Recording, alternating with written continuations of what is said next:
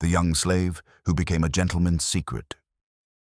When two hearts defied the South's darkest laws. Virginia, 1852. The night they came for him, the sky over Hanover County split open with rain. Elias hung from the rough plank scaffold in the center of the courthouse yard, wrists bound behind him, bare feet balanced on a barrel slick with mud and blood. A length of coarse hemp bit into the dark skin of his neck, the noose tight but not yet drawn. Lanterns flickered in a crooked circle, throwing wild shadows over a crowd hungry for righteousness, or for spectacle. In Virginia, 1852, the difference was thin as the edge of a knife. "Bring the lady closer. She must see," someone shouted. They dragged her through the mud. Mrs. Caroline Whitmore, mistress of Fairwind Plantation, stumbled forward, skirts ruined, hair falling from its careful chignon. Her husband's coat had been thrown over her nightdress in haste, but it could not hide the tremor in her hands, nor the wildness in her blue eyes. She looked nothing like the gracious plantation mistress her neighbors knew. Her face was white as paper, lashes clumped with rain and tears, lips bitten raw. Two deputies held her by the arms as if she might bolt. On the scaffold, Elias lifted his head. Even now, battered and swollen, he was heartbreakingly young, no more than 22. Blood had dried at the corner of his mouth where someone's fist had split his lip. One eye was nearly closed, but the other, dark and steady, found her through the curtain of rain. For a heartbeat, the world shrank to that single line of sight between them. No whip scars on his back, no rope at his throat, no shouts of "hang him" could erase what passed in that look. Something older and deeper than fear. "Confess your crime against the lady," the sheriff barked. Elias did not look at him. "I will confess nothing," he said softly, voice hoarse but clear. "Because what passed between us was not a crime." A gasp rolled through the crowd. Caroline's knees buckled. Somewhere a voice roared, "Kick the barrel!" But before the sentence could fall, let me turn back the clock, back to the day a young slave first walked into a house of brick and magnolias, and a lonely mistress learned what it meant to be truly seen. Before we plunge deeper into this merciless verdict of conscience, I want to know who is still awake with me tonight. From which city or country are you listening to this story? Leave a comment below and let me know. April of 1851 arrived heavy and wet over the rolling fields of Fairwind Plantation, a place where spring smelled not of rebirth, but of soil turned by enslaved hands, of sweat thickening under a sun already merciless. The tobacco barns exhaled heat even at dawn, their slatted walls leaking pale ribbons of smoke as leaves cured inside. Cicadas screamed from the tree line, a chorus that never stopped, even in the dead of night. Everything in Virginia that year felt swollen. Air, tempers, expectations. Fairwind was one of the grand estates north of Richmond, its brick manor built by generations who believed themselves carved from some superior clay. Tall white columns lined the front, magnolia branches bowing over marble steps polished by enslaved servants who never walked through the front door themselves. Inside, silk-covered chairs and imported carpets softened every footfall except the quiet, clipped footsteps of Mrs. Caroline Whitmore, mistress of the house. Caroline was 29, though in certain angles of light she looked younger, and in others much older. Her beauty was the delicate, cultivated kind expected of a respectable Southern lady. Pale skin unmarked by sun, blonde hair braided and pinned with precision, posture as rigid as the silver combs in her vanity.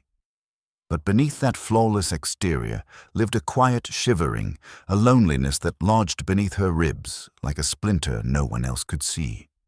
She had grown up the daughter of a judge, educated in French and piano, taught to smile politely and speak only when addressed. Her marriage to Charles Whitmore, a man twice her age, wealthy and brutally respected, had been arranged with the efficiency of a business transaction. Charles wanted a wife of good pedigree. Caroline's father wanted security for his daughter. Caroline herself wanted... She wasn't sure. Perhaps tenderness, perhaps conversation, perhaps the ability to breathe freely in her own home. But tenderness was something Charles Whitmore had never learned to give. He filled the manor with noise, the slam of doors, the booming of his voice, the stomping of boots after whiskey. He filled the air with rules, where Caroline might walk, whom she might speak to, what she might wear. Most nights she heard him long before she saw him, the thud of his steps echoing down the hallway like a warning. And so Caroline withdrew into silence, into reading rooms where the fire burned too low, into verandas where she could pretend the breeze on her face was freedom, into locked journals kept beneath her mattress, pages inked with thoughts no one else was allowed to touch. And then, on one sweltering afternoon, Elias arrived. He came from a neighboring estate, part of a batch of 10 enslaved laborers transferred to Fairwind after a tobacco blight left their previous owner bankrupt. The overseer pushed them through the gates like cattle, calling out ages and skills. Most were strong field workers. One was a carpenter, and one, Elias, was assigned to the main house. From the first moment Caroline saw him, something inside her shifted, though she had no word for it then. He was tall, shoulders broad but not brutish, with the kind of quiet physical grace that could not be taught. His skin was a deep, warm brown, like tilled earth after rain, set against the crisp white of the simple shirt they had given him. His jawline was sharp, his cheekbones high, but it was his eyes that made Caroline's breath falter. They were a dark, arresting brown, but not opaque. They held light like a polished river stone. And behind that light was something even rarer among the enslaved, unbroken dignity. He did not lower his gaze to the dirt as most did when passing the porch. He looked forward, not defiantly, not insolently, simply human. Caroline felt the look like a pulse in her throat. The overseer barked orders, assigning Elias to indoor service, polishing railings, carrying firewood, maintaining the household's quieter tasks. It was an unusual assignment for a young man with his build, but the overseer muttered something about temperament and usefulness inside. Charles Whitmore barely raised his eyes when Elias was brought for inspection. Fine, make him useful, and teach him to keep his mouth shut. But Caroline heard something different in the silence that followed. A faint tightening of Elias's jaw, a flicker of emotion in his eyes, anger perhaps, or the memory of something better. There was a steadiness in him she had never witnessed in any enslaved man before.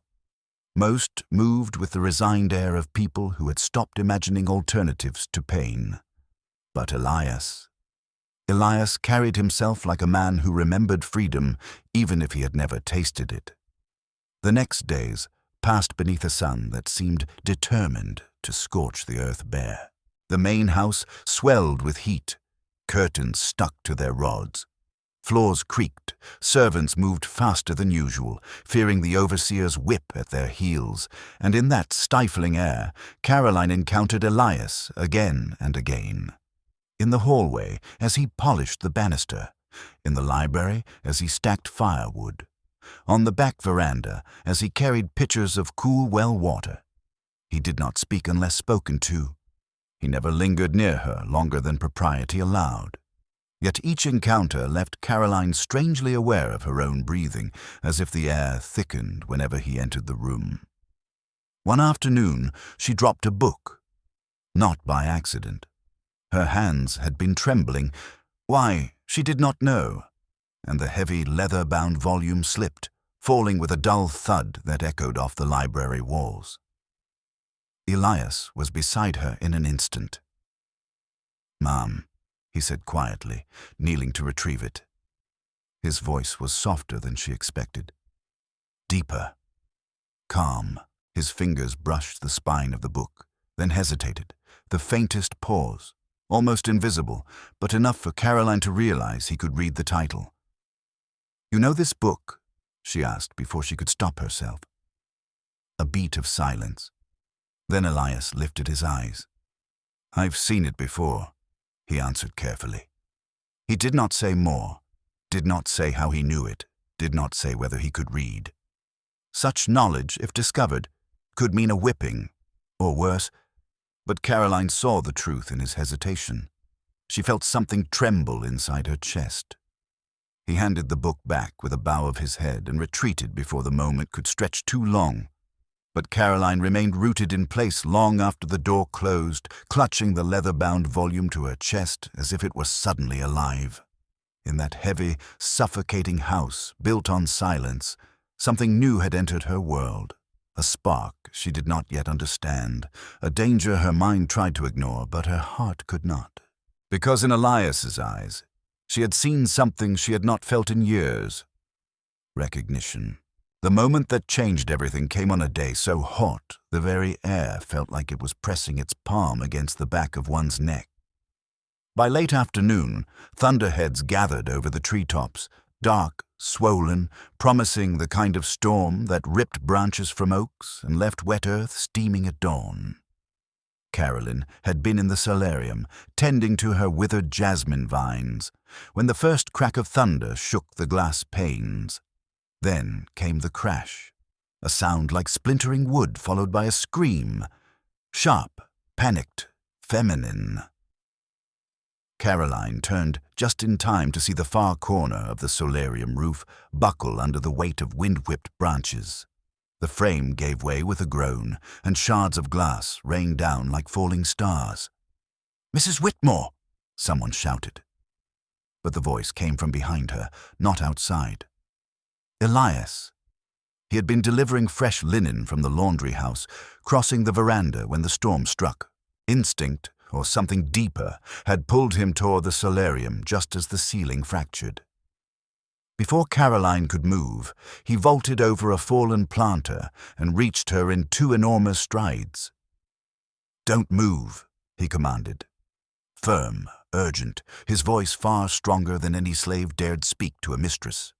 But there was no time to scold him, because the ceiling collapsed. A beam as thick as Caroline's arm came crashing down, dragging with it a sweeping cascade of broken glass.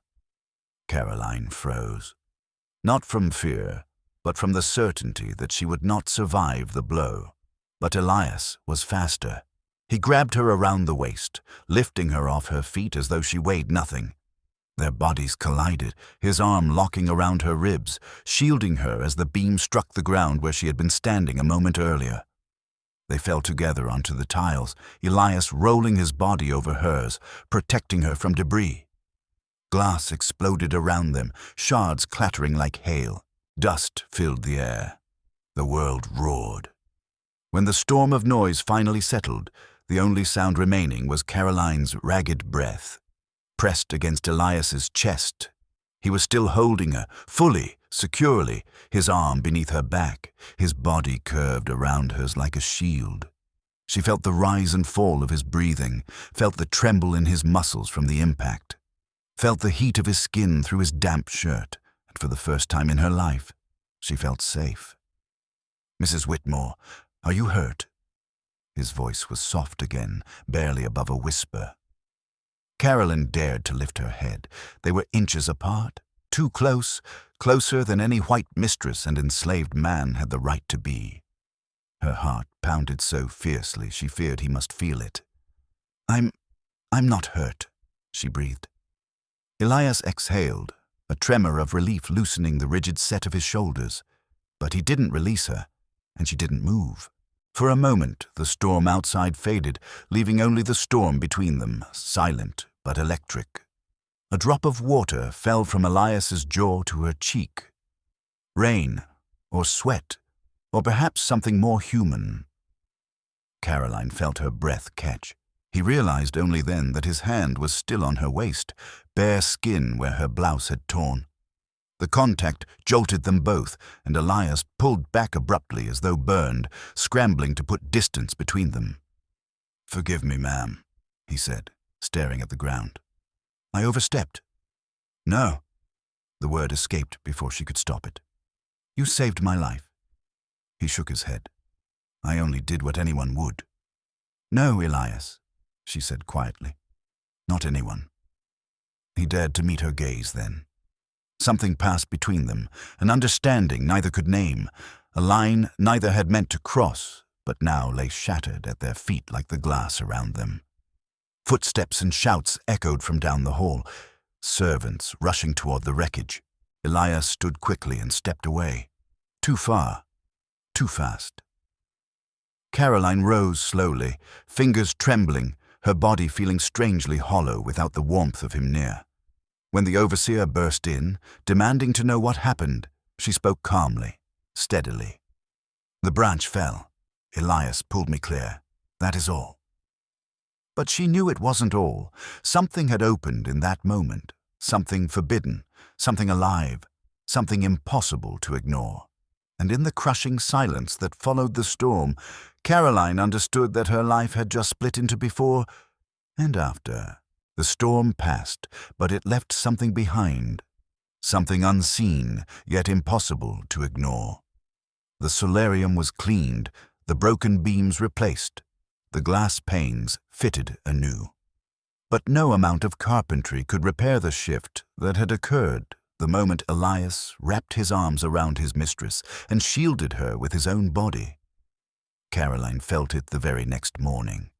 She sat at her vanity as her maid, Ruth, brushed her hair into its usual polished arrangement. But her reflection felt different, alive in a way she had not felt in years, as if some invisible current hummed just beneath her skin. Every breath seemed fuller, every heartbeat lingered. It was absurd. An enslaved man saving her life should have been an incident to thank politely and forget. But she could not forget the feel of his arms, the solidity of his chest, the fierce protectiveness in his voice. She had not been held like that since her mother died. Certainly never by her husband. Charles Whitmore did not hold. He possessed. He touched her the way a man checked his ledgers, efficiently, unemotionally, fulfilling a requirement. But Elias had held her as though her life mattered to him. And that was the danger. She should have stayed away, should have kept her distance, should have prayed for guidance, repented, smothered the spark before it became flame. But Caroline had lived a lifetime smothering sparks, a lifetime swallowing truth. And for the first time since her forced marriage at 17, she did not wish to silence herself. Still, she told no one, not even Ruth, whose loyalty had never wavered. This heat rising inside her, a heat with no name, was something she could barely understand herself. Elias, too, felt the change. He carried wood to the storeroom with more caution than usual, conscious of every glance the overseer cast his way, conscious of the faint ache in his ribs from where he'd rolled to shield his mistress, conscious of the memory, dangerous, intoxicating, of her hands clutching his shirt in fear. He had touched a white woman. He had held her. He had pressed his own body against hers. In the eyes of Virginia law, that alone, regardless of intent, could condemn him to the scaffold. The mere idea of impropriety between a mistress and a slave was enough to invoke the full, merciless wrath of Southern justice. And yet, when he closed his eyes, he felt again the softness of her breath on his neck, the quiet tremble of her heartbeat against his chest, her whispered, "You saved my life." No one had ever spoken to him like that, not as property, not as inferior, but as a man. It lingered in him like a forbidden hymn. The bond grew slowly, almost imperceptibly at first. A glance held 1 second too long, a question asked in a softer tone, a pause in the hallway where neither moved aside fast enough. Caroline found reasons to visit rooms where Elias worked. She told herself it was coincidence, that she simply needed fresh linens from the storeroom or wished to inspect the polishing of the stair rails. But her excuses crumbled the day she entered the library and found Elias dusting the upper shelves. "You shouldn't be climbing that ladder alone," she said before she could stop herself. Elias paused, cloth in hand, turning his head slightly. "Ma'am?" She clasped her hands to still her trembling. "If you were to fall, there would be no one to help." He climbed down slowly, each rung creaking beneath his weight. When his boots touched the floor, he stood tall, too close, his presence filling the room like a quiet storm. "I've done this work many years," he said gently. "I know how to keep my balance." Caroline nodded, though she felt breathless. "Of course. I did not mean to suggest otherwise. And yet you were concerned." It was not a question. Her pulse stuttered. She began, but the words died. What could she say? That she lay awake at night remembering the warmth of his hands. That she feared for his safety in ways she had never feared for anyone else. The silence stretched, dangerous, fragile. Then Elias lowered his gaze to the book she held. "What are you reading?" Caroline blinked, grateful for the distraction. "Milton." "Paradise Lost." She stiffened. "You know it." His hesitation was brief. "I've heard it spoken." A lie. A gentle lie, spoken to protect himself. But Caroline was not blind. She saw intellect in him the way she saw the lines of a poem. Clear, unmistakable. Her voice softened. "What part?" He met her eyes then, something rich and knowing behind his own. "The part where Adam speaks of companionship," Elias answered quietly. "Of needing another who can truly see him." Caroline's breath caught. He stepped back immediately, realizing he had spoken too freely. "Forgive me, ma'am. I should return to my work." "Elias," she said softly. He froze, but she could not finish the sentence forming on her tongue. Not with the door open, not with the house staff roaming, not with the ghost of her husband's footsteps ever present. She swallowed hard. "Thank you." He bowed his head. "Yes, ma'am." He left the room, but the echo of those words, "truly see him," stayed long after. Nights became their undoing. Summer smothered the plantation. Air thick with humidity clung to skin and cloth alike. Servants opened windows to coax in the slightest breeze, but the night still pressed in like a second suffocating body. Caroline could no longer sleep. She found herself walking the corridors after midnight in her nightgown and robe, candle trembling in her hand. The manner was different at night. No overseeing eyes, no strict posture, no brittle politeness. Just the old wood breathing, the walls murmuring, the floors creaking beneath her bare feet. One night, near the back staircase, she saw a shadow move. Her breath caught, fear, anticipation, something in between. "Who's there?" she whispered. A pause. Then a soft voice answered, "It's only me." Elias stepped into the thin column of candlelight. His shirt was half-buttoned from the day's heat, his hair damp where sweat or water had slicked it back. The shadows carved his jaw in a way that made her pulse quicken painfully. "Why are you awake?" he asked, keeping his voice low. "I could ask the same," she replied. His lips twitched, not quite a smile, but close. "There is no rest in this heat." "No," she agreed. They stood together in that narrow corridor, the night pressing silence around them. "Do you often walk at night?" Elias asked. "Not often," she lied. "And tonight?" She exhaled. "Tonight feels heavy." "Yes," he said quietly. "It does." Her candle flickered, casting shifting light across his features. She should have left. She knew that. One wrong step, one wrong word, and everything could collapse as fast as the solarium roof. But instead, she asked, "Does the heat trouble you as well?" His eyes lifted to hers, slow and deliberate. "It is not the heat that troubles me," he said. Her breath hitched, and in that instant, she understood exactly what he meant. Danger, longing, truth. She felt it too, in her throat, in her skin, in her very bones. "Elias," she whispered, stepping closer without meaning to. But he took a step back, not out of rejection, but out of fear. Not fear of her, fear for her. If anyone sees, he whispered. I know. We should go. I know. Still neither moved. Lightning flashed outside the window, illuminating the space between them. A space that felt impossibly small, impossibly charged. Then, footsteps. Far away. Faint, but enough. Elias extinguished the candle with 2 fingers, plunging them into darkness. Good night, ma'am, he whispered, disappearing silently down the stairwell before the footsteps grew near. Caroline stood alone in the dark, heart thundering like the storm that rumbled beyond the fields. She could no longer pretend. Whatever bound them was growing. It would not be stopped by fear, or by rules, or by the iron bars of the world they lived in. The next confrontation came days later, when Caroline entered the laundry courtyard to retrieve cloth samples.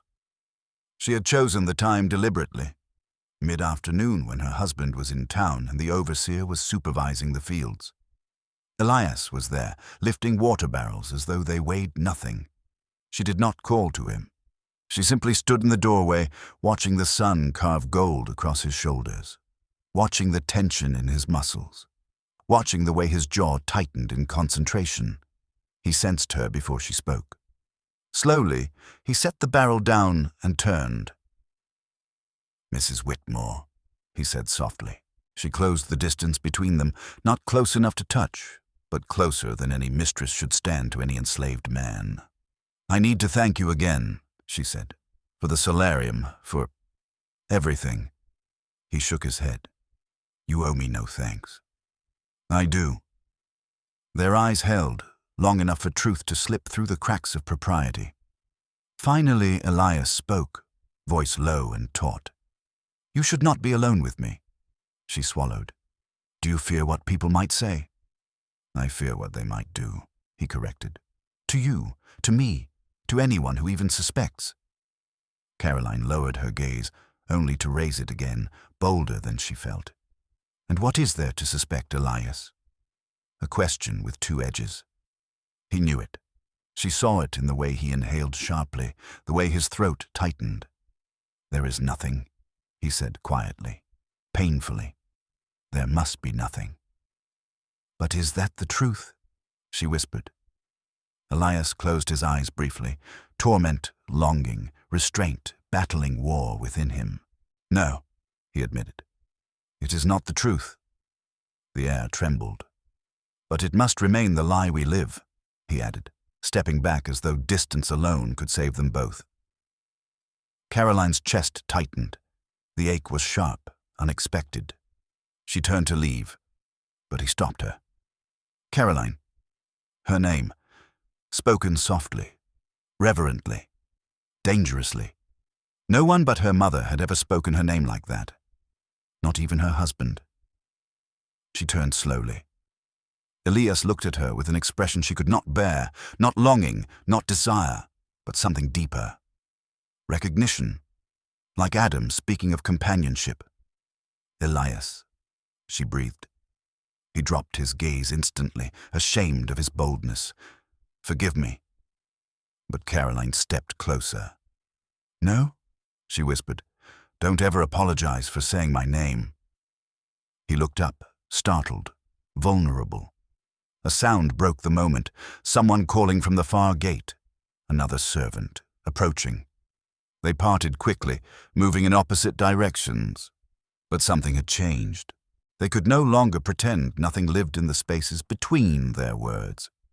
As the days grew even hotter, their secret world expanded.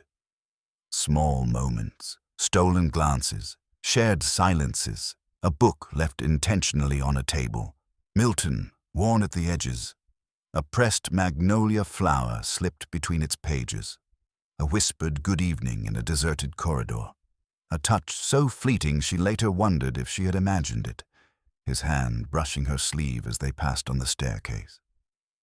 At night, Caroline dreamed of him, not in sinful ways, though desire simmered beneath the surface like embers, but in human ways.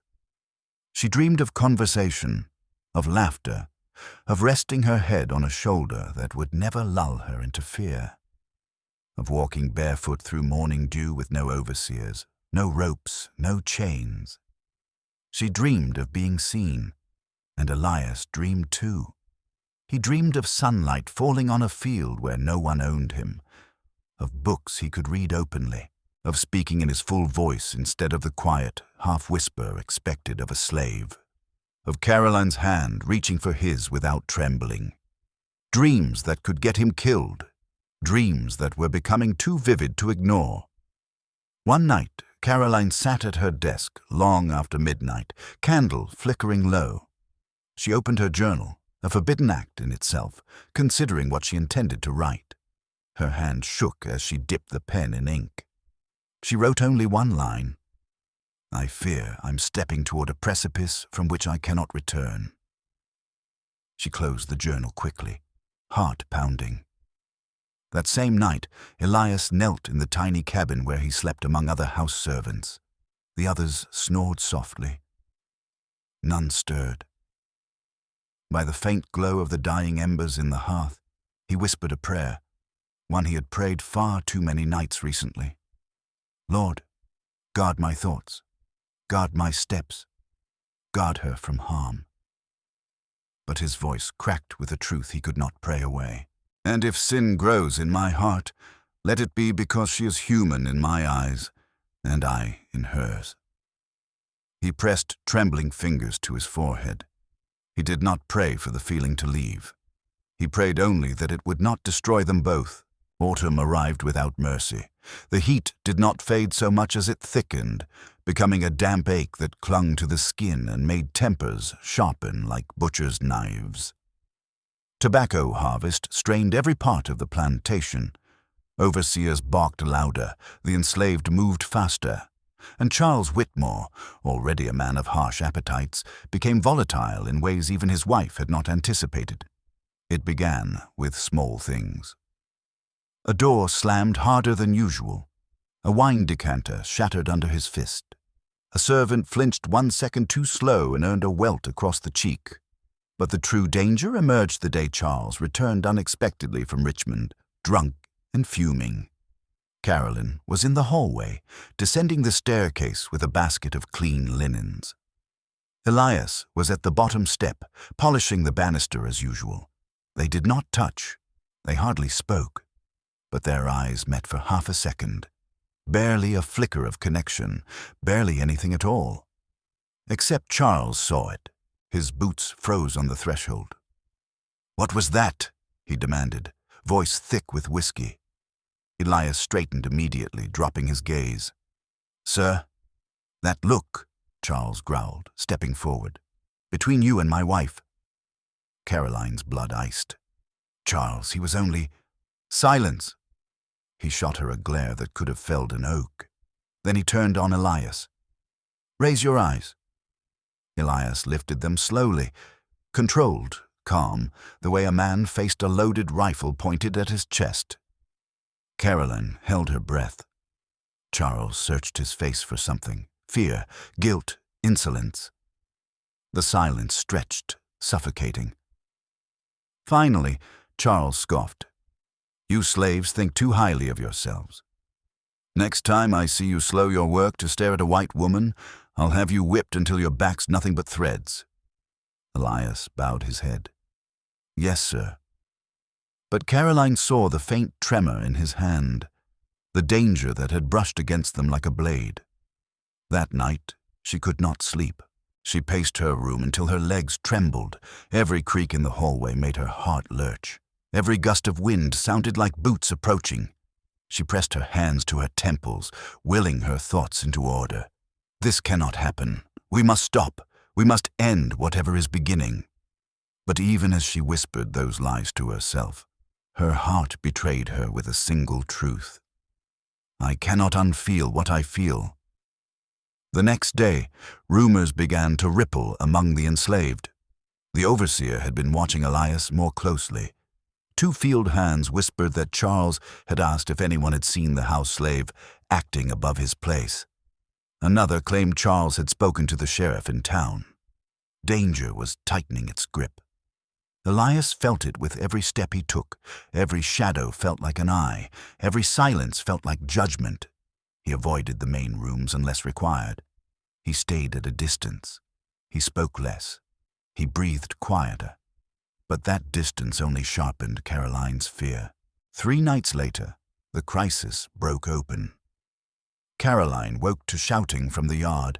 Deep, furious voices cut through the night air. She threw on her robe and rushed to the balcony. Below, lanterns bobbed violently as men surrounded the back steps, and in the center of them, Elias.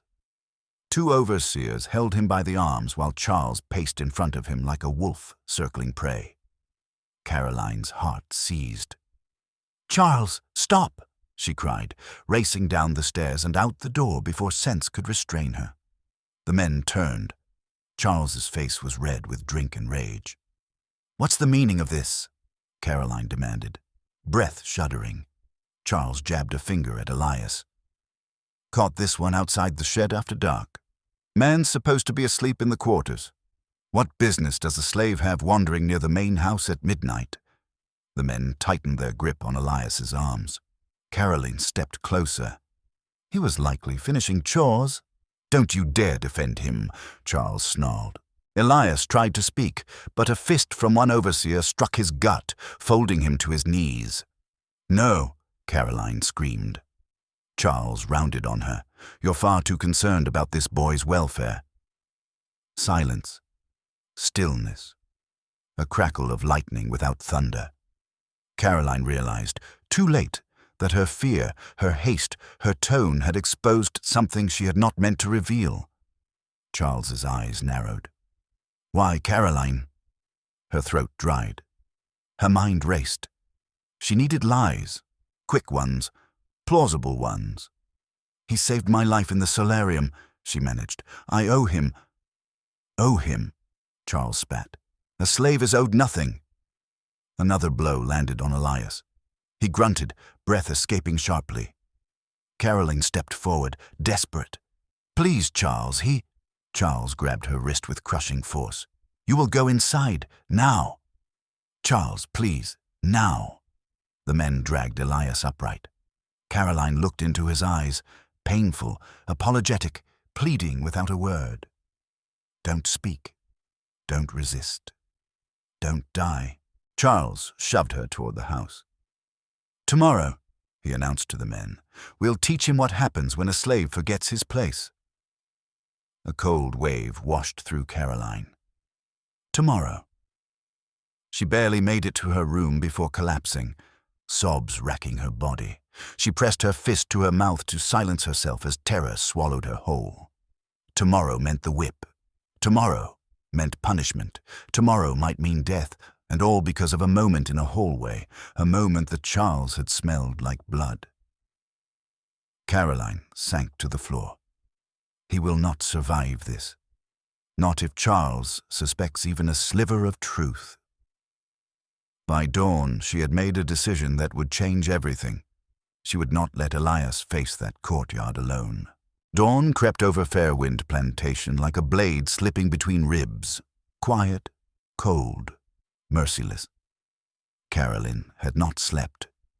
She had spent the night pacing, crying silently into her hands, pressing trembling fingers to her lips where the taste of fear sat bitter and metallic. She had replayed, over and over, the image of Elias collapsing under the overseer's fist. The sound, the way his breath left him in a broken gasp. And she knew, with absolute clarity, that if she did nothing, he would not live to see another sunset.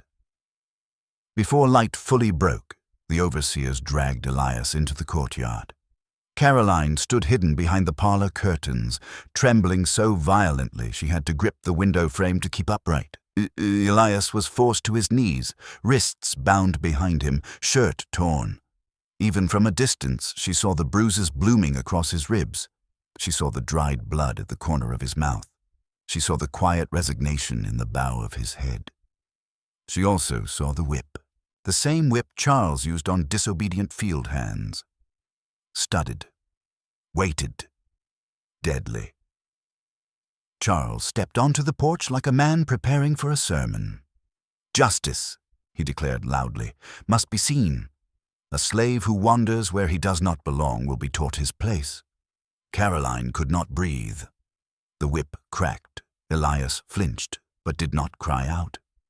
The second strike came harder. Caroline's hand flew to her mouth, stifling a scream. By the third strike, she could no longer watch. She spun away, choking on tears, but the sound followed her, slicing into her like a blade. She grabbed a chair for balance. "This will kill him. This will kill him. This will kill him." Charles raised the whip again. And that was the moment something inside Caroline snapped. Not gently, not slowly, but cleanly, decisively, as though a lifetime of fear had finally reached its breaking point. She threw open the front doors. "Stop!" The courtyard froze. The men stared at her, hair unpinned, robes swept by the wind, breath trembling. She looked nothing like the polished plantation mistress they knew. She looked like a woman pushed to the very edge of sanity. Charles's lip curled. "Caroline, go inside." "No." Her voice trembled, but she held her ground. He did nothing wrong. He was out after hours. He was working. She stepped closer. "And even if he wasn't, this is excessive." "You question my authority?" Charles spat. "I question your cruelty." A murmur rippled among the enslaved workers gathered along the edges of the yard. No white woman spoke this way to her husband. No mistress openly challenged the master. Charles's face darkened to a frightening shade. "Caroline, move aside." "No." "Woman, no," she screamed, voice cracking under the weight of terror and truth. "If you want to lay one more hand on him, you go through me." Gasps, hands covering mouths, eyes wide. Charles stared at her as though she had sprouted horns. "You've gone mad." Caroline took another step toward Elias, placing herself squarely between her husband and the man on the ground. That was all it took. Charles snapped like a struck match. He lunged toward her, fist raised. But Elias moved first. Despite bound wrists, despite pain blazing across his back, Elias surged to his feet with a roar, throwing his shoulder into Charles' chest. The blow sent Charles sprawling onto the dirt. Pandemonium erupted. Two overseers rushed forward. One grabbed Elias by the arms, wrenching him backward. The other reached for a pistol at his belt. Caroline screamed, "No! Stop!" The overseer raised the gun. Elias twisted, using his bound hands to hurl himself sideways as the gunshot cracked through the courtyard. The bullet shattered a porch column inches from Caroline's face, spraying stone dust across her cheek. She fell to her knees, stunned. Charles scrambled to his feet, spitting blood. "Shoot him again!" But Elias, bleeding, staggering, did something no one expected. He ran. He bolted across the yard toward the stable path, feet kicking up dust. Several enslaved men instinctively blocked the overseer's path. Not enough to look rebellious, but enough to slow them seconds that mattered. Caroline forced herself up, heart pounding in her throat. "Elias," she cried, voice breaking. He looked back once. Only once. Eyes locking with hers in a moment that seared itself into the world. Then he disappeared around the corner of the smokehouse. Chaos surged. Charles roared orders. Men scrambled. Dogs were unleashed, barking madly. Caroline staggered backward, mind spinning. They will hunt him. They will kill him. It will happen within minutes, unless... She spun on her heel and ran into the house. She grabbed her husband's keys, yanked from the hook by the back door, almost dropping them in her shaking hands. Then she ran again, flying down servants' corridors, slipping through the hidden passage behind the pantry, emerging breathless near the storage shed. And there he was, Elias, hands still bound, ripping frantically at a window latch, trying to slip inside to hide. Blood soaked through his torn shirt. Sweat glistened along his temples. His breath came in sharp, desperate bursts. He flinched when he heard her footsteps, turning sharply, ready to fight. But when he saw her, something in him collapsed. "Caroline," he breathed, the name falling from his lips like a prayer. She shoved the key into the manacle lock on his wrists. Her hands shook violently. "Hold still." "You shouldn't be here," he rasped. "They'll see you. They'll know." "I don't care," she whispered fiercely. "You must go back." "No. Caroline, Elias, please, let me help." The lock clicked open. His wrists came free. He stared at her, bleeding, breathless, stunned by her courage. "Why are you doing this?" "Because I love you." The words tore in her throat but never made it past her lips. Instead, she whispered, "Because you deserve to live." He swallowed, chest rising raggedly. Shouts echoed in the distance. Dogs bayed, closing in. Elias grabbed her shoulders. "If they catch me, they'll punish you too. Worse." "I know." "You can't come with me." "I know." He cupped her cheek with a trembling hand. "Then this is goodbye." A tear slid down her face. She covered his hand with hers. "No," she whispered. "This is the beginning." The search party rounded the corner. Elias stepped back once. Just once. Eyes never leaving hers. "Run," she begged. "Run now." He turned and sprinted into the woods as gunfire erupted behind them. Caroline stood frozen, hands still warm from his touch, breath shaking like a frightened bird. She had crossed the point of no return. Nothing, neither the law nor her husband, nor the world they lived in, would ever be the same again. Rain arrived before midnight, cold, relentless, washing the dust from the leaves and turning the hunting tracks into rivers of mud. Torches sputtered. Dogs lost the scent. Men cursed as thunder drowned their shouts. The world itself seemed determined to shield the fugitive who had slipped through its grasp. Elias ran until his lungs burned, until his vision warped at the edges, until every heartbeat felt like a hammer against his ribs. He did not know where he was going, only where he could not stay. Every crack of thunder sounded like a gunshot. Every shadow felt like an ambush, but the forest, in its wild mercy, swallowed him whole. Back at Fairwind, the courtyard slowly emptied. The dogs were brought in. Lanterns were snuffed. Charles raged, slammed doors, demanded another search at dawn. Servants dispersed in trembling silence. Only Caroline remained. She stood on the front steps long after the storm had soaked her through. Hair unbound, robe clinging to her, eyes fixed on the direction Elias had fled. It was not the expression of a mistress worried about a fugitive slave. It was the expression of a woman whose heart had already left with him. At dawn, Charles confronted her. "This ends now," he snarled. "I'll not have my household disgraced by a boy who forgot his chains." Caroline lifted her head slowly. She had aged years in one night, but there was a strange clarity in her eyes, a calmness Charles had never seen. "There is no disgrace in saving a man's life," she said. Charles stepped closer, venom in his voice. "Do you think I don't see the truth? Do you think I don't know why you defend him, why you—" But he could not finish. What he saw in her gaze, steady, grieving, unafraid, was beyond his comprehension. It wasn't lust, it wasn't rebellion, it was love. Not shouted, not confessed, but immovable as stone. And it was the one thing even Charles Whitmore could not whip out of her. In the days that followed, he searched relentlessly. He questioned neighbors, offered rewards, unleashed riders across every stretch of woodland between Fairwind and the next county. But Elias was gone, carried far past the reach of whips, guns, and jealous men. Some whispered he made it to the James River.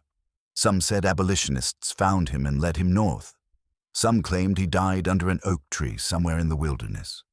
Caroline never believed that last one. Years passed. Charles drank himself slowly toward ruin, losing both crops and reputation. The war came and went. Chains broke across the South. The world that had once seemed immovable bent under the weight of history. And Caroline, older, quieter, walked off into the edge of the woods at dusk, where cicadas hummed and the wind moved like memory through the pines. She always paused, always waited. And though Elias never returned to Fairwind, she kept a truth inside her that no law, no husband, no passage of time could erase. For a brief moment in a cruel century, two souls saw each other, not mistress and slave, not property and owner, but human and human, equal in fear, equal in longing, equal in a love the world forbid but could never quite kill. Their story ended in rain, but their bond, quiet, fragile, forbidden, lived on in every breath she took afterward. The story is over, but the pain of that era still resonates. How are you feeling right now? Are you listening to this story alone or with someone? Share your feelings and where you are in the world right now.